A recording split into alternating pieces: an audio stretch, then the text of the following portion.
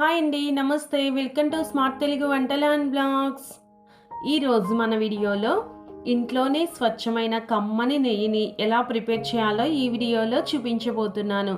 నెయ్యి ప్రిపేర్ చేయడమే కాకుండా దీన్ని సంవత్సరం పాటు బయట ఉంచినా కూడా ఏమాత్రం తగ్గని రంగు, రుచి, సువాసనను ఈ వీడియోలో చూపించబోతున్నాను. చిన్న చిన్న చిట్కాలు పాటిస్తే మనకు నెయ్యి అనేది మంచి సువాసనతో కమ్మగా ఇంట్లోనే ప్రిపేర్ చేయవచ్చు. నెయ్యిలో ఎన్నో రకాలైన పోషకాలు ఉంటాయి.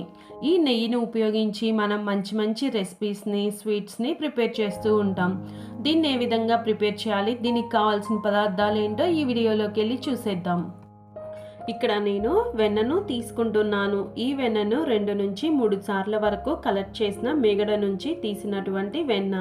ఈ వెన్నను ఎలా స్టోర్ చేసుకున్నాను అనేది ఈ వీడియోలో చూపిస్తున్నాను. స్టోర్ చేసుకోవడమే కాకుండా నెయ్యిని ఎలా ప్రిపేర్ చేయాలనేది ఈ వీడియోలో చూపించబోతున్నాను. వెన్నను ఒక గిన్నెలోనికి తీసుకోవాలి. రోజు వెన్నను తీసుకోవటం కష్టం కాబట్టి 15 నుంచి 20 రోజులకు ఒకసారి మీగడను ఫ్రిడ్జ్లో పెట్టి ఈజీగా తీసుకోవచ్చు. ఈ వెన్నను మనం ఎక్కువ రోజుల పాటు స్టోర్ చేస్తాం కాబట్టి వెన్నలో కొద్దిగా మజ్జిగ కానీ ఇంకేదైనా ఎక్స్ట్రా వాటర్ ఉన్నట్లయితే కొంచెం వెన్న అనేది పుల్లగా ఉంటుంది. ఆ పుల్లని తత్వం పోవడం కోసం నేను ఇక్కడ వెన్నను వేరొక పెద్ద గిన్నెను తీసుకొని అందులోనికి మనం ముందుగా ప్రిపేర్ చేసుకున్నటువంటి వెన్నను వేసుకొని వాటర్ వేసుకొని వెన్నను ఈ విధంగా గరిటెతోటి కలుపుకుంటూ వెన్నను ఒక పక్కకి స్ప్రెడ్ చేసుకుంటున్నాను. వెన్నలో ఉన్న వాటర్ మొత్తాన్ని కూడా ఈ విధంగా కిందకి వంపి వేసుకోవాలి. ఈ విధంగా వెన్నని 4 నుంచి 3 సార్లు వరకు బాగా కడగాలి. ఇలా వెన్నను కడిగి తీసుకోవడం వల్ల నెయ్యి స్మెల్ అనేది పాడవకుండా చాలా ఫ్రెష్గా ఉంటుంది.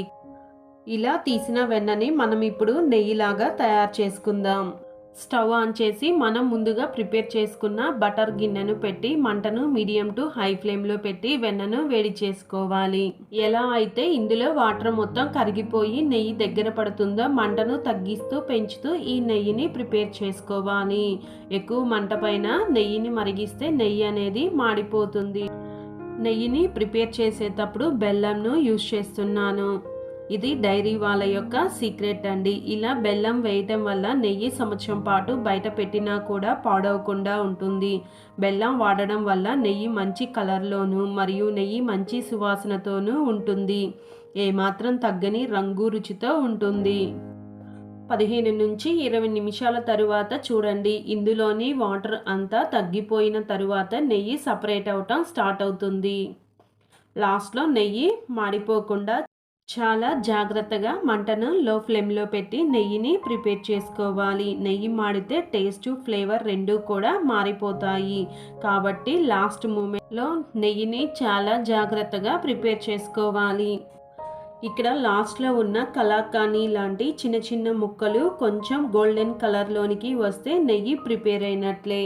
ఇలా ప్రిపేర్ చేసుకున్న నెయ్యిని పూర్తిగా చల్లారేంత వరకు పక్కన పెట్టుకోవాలి. మనం నెయ్యిని వడకట్టుకొని ఎయిర్ టైట్గా ఉండే గాజు సీసాలో ఉంచి బయట ఉంచినట్లయితే సంవత్సరం పాటు నెయ్యి అసలు పాడు కాదు. నెయ్యిని ఎప్పుడు కూడా ఫ్రిడ్జ్లో స్టోర్ చేయకూడదు. ఫ్రిడ్జ్లో పెడితే నెయ్యి న్యాచురాలిటీని కోల్పోతుంది. సో అంతేనండి, ఈజీగా ఇంట్లోనే నెయ్యిని ఎలా ప్రిపేర్ చేయాలి, ఎలా స్టోర్ చేయాలో ఈ వీడియోలో చూపించాను. నా వీడియో మీకు నచ్చినట్లయితే నా ఛానల్ని సబ్స్క్రైబ్ చేయండి. అలాగే నెయ్యిని కాచేటప్పుడు బెల్లం వేయాలని ఎంతమందికి తెలుసో నాకు కామెంట్ సెక్షన్లో తెలియచేయండి. మరొక మంచి రెసిపీతో మీ ముందుకు వస్తాను. Thank you for watching.